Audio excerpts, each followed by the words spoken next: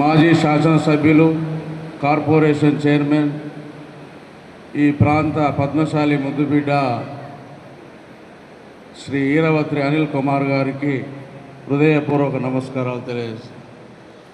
మరి ఈనాటి కామారెడ్డి పట్టణ పద్మశాలి సంఘం అధ్యక్షులుగా ఎన్నికైనటువంటి మిత్రుడు, తెలంగాణ చేనేత ఐక్యవేదిక రాష్ట్ర ఉపాధ్యక్షుడైన శ్రీ సబ్బన్ కృష్ణారి గారికి, కార్యక్రమంలో ముఖ్య అతిథులుగా పాల్గొంటున్నటువంటి జిల్లా పద్మశాలి సంఘం అధ్యక్షులు పెద్దలు శ్రీ సిరిగాద లక్ష్మణర్సులు గారికి, మరి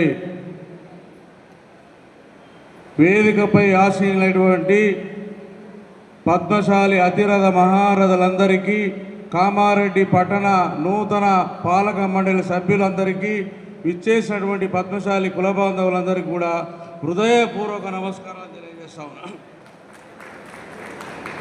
మరి ఈరోజు చాలా సంతోషం.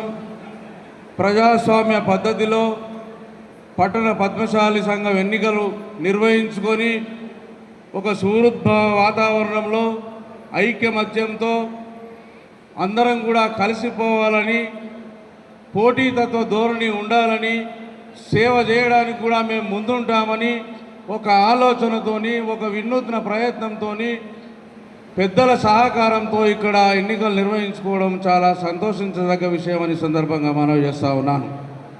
మరి ఇలాంటి వాతావరణం కామారెడ్డిని ఆదర్శంగా తీసుకొని రాష్ట్రంలో ఉన్నటువంటి పద్మశాలి సంఘాలు కూడా ఇలాంటి ప్రజాస్వామ్యయుతంగా ఎన్నికై ఈ పద్మశాలి సమస్యల పట్ల పోరాటం చేయవలసిన అవసరం ఎంతైనా ఉందని సందర్భంగా మనవి చేస్తూ ఉన్నాను. మరి మన జాతిలో కూడా గత 10 సంవత్సరాలకు ఇప్పటికి చూసుకున్నట్లయితే చాలా చైతన్యం వచ్చింది, చాలా ఉత్తేజం వచ్చింది, యువతలో ఉత్తేజం వచ్చింది, మహిళలలో ఉత్తేజం వచ్చింది. మన జాతికి కూడా అన్ని రంగాలలో భాగస్వామ్యం కావాలని ఆలోచన కూడా వచ్చింది. అలాంటి శుభపరిమాణాన్ని మనం ఇంకా స్వాగతించాలి, మనం దీన్ని ప్రోత్సహించాలి, ముందు కూడా తీసుకెళ్లాలని కూడా ఈ సందర్భంగా మనవి చేస్తూ ఉన్నాను. మరి రాష్ట్రంలో పద్మశాలీలు అనేక జిల్లాల్లో అనేక సంఖ్యలో సుమారు 25 లక్షల పైన మన జనాభా కలిగినటువంటి మన సంఖ్యని కొందరు లెక్కల ప్రకారం తక్కువ సంఖ్యలో చూపించినప్పటికీ మన సంఖ్య చాలా పెద్ద సామాజిక వర్గంగానే విలసిల్లుతుంది. దాన్ని మనం అందరం కూడా గర్వించాలని కూడా ఈ సందర్భంగా నేను మనవి చేస్తూ ఉన్నాను. మరి ఇంత పెద్ద సామాజిక వర్గంలో అనేక మంది మేధావులు ఉన్నారు, విద్యావంతులు ఉన్నారు, మరి అధికారగణం ఉన్నది, ప్రజాప్రతినిధులు ఉన్నారు.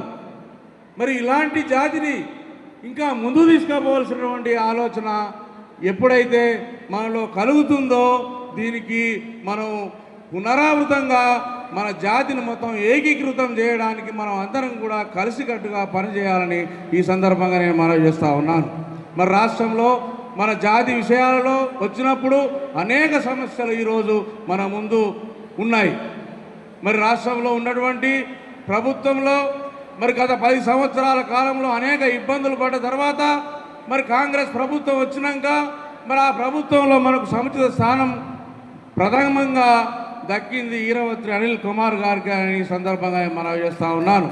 మరి ఈ ప్రాంత బిడ్డ, ఈ నిజామాబాద్ బిడ్డ, ఈ గడ్డ మీద పుట్టినటువంటి బిడ్డకు ముఖ్యమంత్రి రేవంత్ రెడ్డి గారి ఆశీస్సులు పుష్కలంగా ఉన్నాయి. వారి ఆశీస్సులతోని మీరు రాష్ట్రంలో ఉన్నటువంటి పద్మశాలి జాతిని ఏకం చేసి ఉన్నటువంటి సమస్యలకన్నిటిని కూడా నివృత్తి చేసే బాధ్యత మీపై ఉందని, గురుతర బాధ్యత ఉందని కూడా నేను ఈ సందర్భంగా మనవి చేస్తూ ఉన్నాను. మరి రాష్ట్రంలో మన చేనేత పరిశ్రమ చాలా అవరోధాలకు, అవమానాలకు, ఆటంకాలకు గురి అవుతున్నది. మరి ఈరోజు రాష్ట్రంలో 70,000 మొగ్గాల మీద చేనేత పరిశ్రమ మీద జీవనం సాగిస్తున్నటువంటి ఈ తరుణంలో కేవలం 38,000 మొగ్గాలకే జియో ట్యాగింగ్ నెంబర్ విధించి కేవలం ప్రభుత్వ పథకాలు వారికే వచ్చే విధంగా చూస్తూ ఉన్నారు. మరి ఆ సంఖ్యని మగ్గం కలిగి ఉన్నటువంటి ప్రతి చేనేత కార్మికునికి అందించినప్పుడే మన చేనేత జాతి ఔన్నత్యం ముందుకు పోతుంది.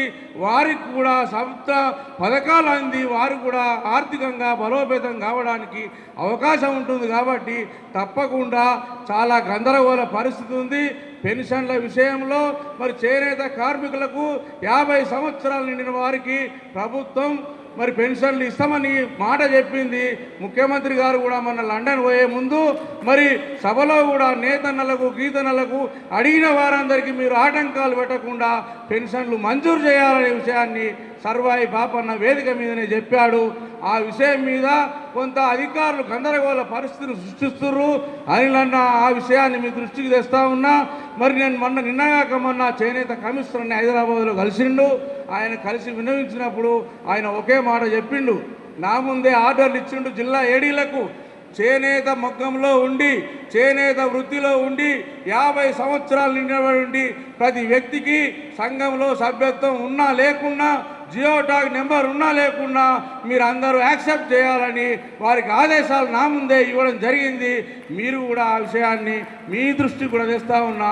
మీరు కూడా మళ్ళీ పునః పరిశీలన చేసి ఆటంకాలు కలగకుండా అనేక జిల్లాల నుంచి ఫోన్లు వస్తున్నాయి కాబట్టి 50 సంవత్సరాలు నిండిన చేనేత కార్మికులందరికీ కూడా పెన్షన్లు వచ్చే విధంగా చూడాలని మిమ్మల్ని ఈ సభావేదిక నుంచి వినమ్రపూర్వకంగా కోరుతా ఉన్నాను. మరి అదేవిధంగా చేనేత సహకార సంఘాలకు 14 సంవత్సరాల తర్వాత ఎన్నికలు నిర్వహించి ప్రభుత్వం అనిపించకుండా 90 కోట్లు క్యాష్ క్రెడిట్స్ ఏవైతే ఉన్నాయో పాతై వాటన్నింటిని కూడా ప్రభుత్వం వెంటనే రద్దు చేసి రీషెడ్యూల్ చేసి సహకార సంఘాలని బలోపేతం చేయాలని ఈ సభా వేదిక నుంచి నేను ప్రభుత్వాన్ని కోరుతా ఉన్నాను. ఎందుకంటే మరి మన ప్రాచీన కళైనటువంటి చేనేత కళని రక్షించుకోవాల్సిన బాధ్యత మనపైనే ఉంది. మనం పోరాటం చేయాల్సిన బాధ్యత మనపైనే ఉంది. మనం అడగంది కూడా ఏ ప్రభుత్వం దిగిరాదు. కాబట్టి మనం అడగాలే, ప్రభుత్వం నుంచి పథకాలు సాధించుకోవాలి. అప్పుడే మన జాతి ఔన్నత్యం పొందుతూ ఉందని ఈ సందర్భంగా నేను తెలియజేస్తా ఉన్నాను. మరి పద్మశాలి జాతిలో మరి ఒక 25% మంది చేనేత వృత్తిలో ఉన్నారు. మిగతా 75% మంది వివిధ వృత్తుల్లో జీవనం సాగిస్తున్నటువంటి వారు కూడా చాలా బలహీనమైనటువంటి పరిస్థితుల్లో ఉన్నారు. వారికి కూడా ప్రభుత్వం నుండి ఇతర జాతుల వారిగా ఇతర సామాజిక వర్గాల వారిగా పద్మశాలి జాతిలో ఉన్న వారికి కూడా ఏ విధంగా సాయం చేస్తారో మీరు ప్రభుత్వానికి విన్నవించి తప్పకుండా ప్రభుత్వం నుంచి మిగతా ఇతర వృత్తుల్లో ఉన్నటువంటి చేనేత పద్మశాలీలందరికీ కూడా సహాయం అందించే విధంగా మీరు చొరవ చూపాలని నేను ఈ సభా వేదిక నుంచి మిమ్మల్ని కోరుతా ఉన్నాను. మరి ఈరోజు ప్రభుత్వంలో 2 కార్పొరేషన్ చైర్మన్లు మీతో పాటు 3 ఉన్నారు. మిగతా 2కి 3 మాసాల క్రితం అనౌన్స్మెంట్ చేసినప్పటికి కూడా ఇప్పటికి కూడా వారికి పదవి బాధ్యతలు అప్పజెప్పలేదు, వారికి కార్యాలయాలు కేటాయించలేదు, వారి కార్యాచరణ ప్రణాళిక ప్రభుత్వం చూపలేదు. మరి నేను అడుగుతా ఉన్నా, మరి చేనేత కార్పొరేషన్ మీరు ప్రకటించిర్రు, ఆయనకు ఆఫీసు లేదు, సిబ్బంది లేదు, కార్యాలయం లేదు. మరి ఆయన ఏం చేయాలి?